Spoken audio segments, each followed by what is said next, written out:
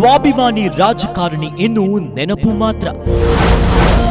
ಅಜಾತಶತ್ರು ಅಗಲಿಕೆ, ದಲಿತ ಸೂರ್ಯ ಅಸ್ತಮಾನ.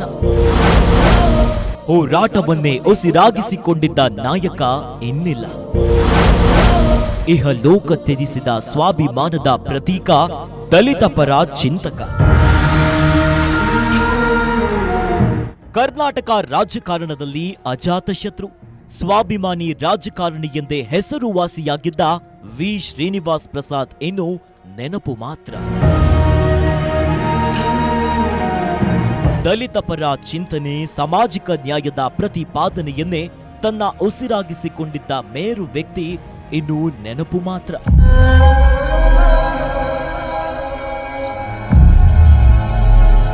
ಜುಲೈ 1, 1947 ಜನಿಸಿದ ವೆಂಕಟಯ್ಯ ಶ್ರೀನಿವಾಸ್ ಪ್ರಸಾದ್ ಅವರು ಕರ್ನಾಟಕ ರಾಜ್ಯದ ರಾಜಕಾರಣಿಗಳಲ್ಲಿ ಅತ್ಯಂತ ಮುಂಚೂಣಿಯಲ್ಲಿದ್ದ ನಾಯಕ.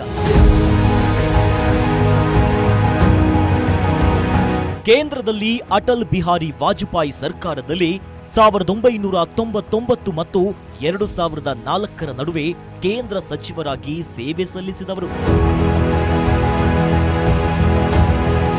ಸಿದ್ದರಾಮಯ್ಯ ಸರ್ಕಾರದಲ್ಲಿ 2013 ಮತ್ತು 2016 ಕಂದಾಯ ಸಚಿವರಾಗಿ ಕೆಲಸ ಮಾಡಿದರು. ಶ್ರೀನಿವಾಸ್ ಪ್ರಸಾದ್ ಅವರು 1980ರಿಂದ 6 ಬಾರಿ ಚಾಮರಾಜನಗರದಿಂದ ಲೋಕಸಭೆಗೆ ಆಯ್ಕೆಯಾಗಿ ದಾಖಲೆ ಬರೆದಿದ್ದಾರೆ.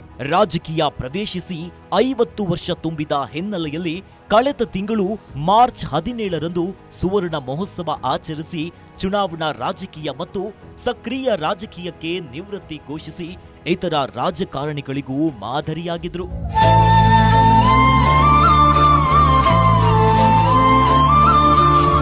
ನಿವೃತ್ತಿ ಘೋಷಿಸಿದ್ರು ಶ್ರೀನಿವಾಸ್ ಪ್ರಸಾದ್ ಅವರ ಬೆಂಬಲ ಪಡೆಯಲು ಬಿಜೆಪಿ, ಕಾಂಗ್ರೆಸ್ 2 ಪಕ್ಷಗಳು ಪೈಪೋಟಿಗೆ ಬಿದ್ದಿದ್ದವು. ಅಷ್ಟರ ಮಟ್ಟಿಗೆ ಪ್ರಭಾವಿ ಶ್ರೀನಿವಾಸ್ ಪ್ರಸಾದ್. ಮೈಸೂರು ಚಾಮರಾಜನಗರ ಭಾಗದ ಪ್ರಭಾವಿ ದಲಿತ ಮುಖಂಡ, ಸ್ವಾಭಿಮಾನಿ ರಾಜಕಾರಣಿ ಎಂದೇ ಖ್ಯಾತಿ ಪಡೆದಿದ್ದರು.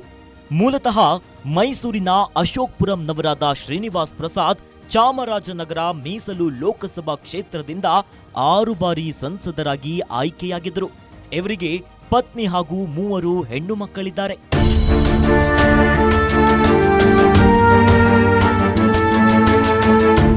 ಶ್ರೀನಿವಾಸ್ ಪ್ರಸಾದ್ ಅವರು 1974ರಲ್ಲಿ ಕರ್ನಾಟಕ ವಿಧಾನಸಭೆಗೆ ಸ್ವತಂತ್ರವಾಗಿ ಕೃಷ್ಣರಾಜ ಕ್ಷೇತ್ರಕ್ಕೆ ನಡೆದ ಉಪಚುನಾವಣೆಯಲ್ಲಿ ಸ್ಪರ್ಧಿಸಿ ಗೆಲ್ಲುವ ಮೂಲಕ ಸಕ್ರಿಯ ರಾಜಕೀಯಕ್ಕೆ ಪ್ರವೇಶಿಸಿದ್ದರು. 1976ರಲ್ಲಿ ಜನತಾ ಪಕ್ಷ ಸೇರಿದರು.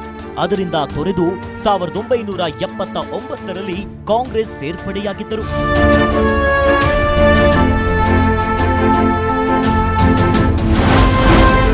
ರಾಜ್ಯಶಾಸ್ತ್ರದಲ್ಲಿ ಎಂಎ ಮಾಡಿದ್ದ ಶ್ರೀನಿವಾಸ್ ಪ್ರಸಾದ್ ಟಿ. ನರಸೀಪುರ ಕ್ಷೇತ್ರದಲ್ಲಿ ಸ್ಪರ್ಧಿಸಿ ಸೋತಿದ್ದರು.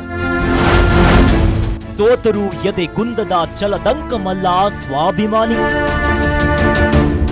ರಾಜ್ಯಶಾಸ್ತ್ರದಲ್ಲಿ ಎಂಎ ಮಾಡಿದ್ದ ಶ್ರೀನಿವಾಸ್ ಪ್ರಸಾದ್ 1974ರಲ್ಲಿ ಚುನಾವಣಾ ರಾಜಕೀಯಕ್ಕೆ ಪ್ರವೇಶಿಸಿ 74ರಲ್ಲಿ ಮೈಸೂರಿನ ಕೃಷ್ಣರಾಜ ಕ್ಷೇತ್ರದ ಉಪಚುನಾವಣೆ ಹಾಗೂ 1978ರಲ್ಲಿ ಟಿ. ನರಸೀಪುರ ವಿಧಾನಸಭಾ ಕ್ಷೇತ್ರದಲ್ಲಿ ಸ್ಪರ್ಧಿಸಿ ಸೋತಿದ್ದರು. ಬಳಿಕ 1980ರಲ್ಲಿ ಚಾಮರಾಜನಗರ ಲೋಕಸಭಾ ಕ್ಷೇತ್ರದಿಂದ ಕಾಂಗ್ರೆಸ್ ಅಭ್ಯರ್ಥಿಯಾಗಿ ಹಾಗೂ 1984, 89, 1991ರಲ್ಲಿ ಕಾಂಗ್ರೆಸ್ ಅಭ್ಯರ್ಥಿಯಾಗಿ ಹಾಗೂ 1999ರಲ್ಲಿ ಜೆಡಿಯು ಅಭ್ಯರ್ಥಿಯಾಗಿ ಹಾಗೂ 2019ರಲ್ಲಿ ಬಿಜೆಪಿ ಅಭ್ಯರ್ಥಿಯಾಗಿ ಸ್ಪರ್ಧಿಸಿ ಆಯ್ಕೆಯಾಗಿದ್ದರು. 6 ಬಾರಿ ಆಯ್ಕೆಯಾದ ಹೆಗ್ಗಳಿಕೆಗೂ ಪಾತ್ರರಾಗಿದ್ದರು.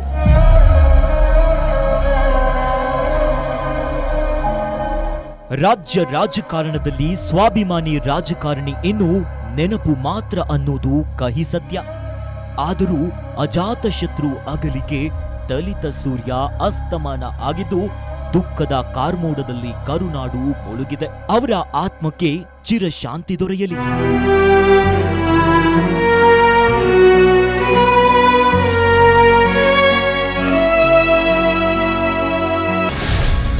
ಗ್ಯಾರಂಟಿ ನ್ಯೂಸ್, ಸುದ್ದಿ ಖಚಿತ, ನ್ಯಾಯ ನಿಶ್ಚಿತ.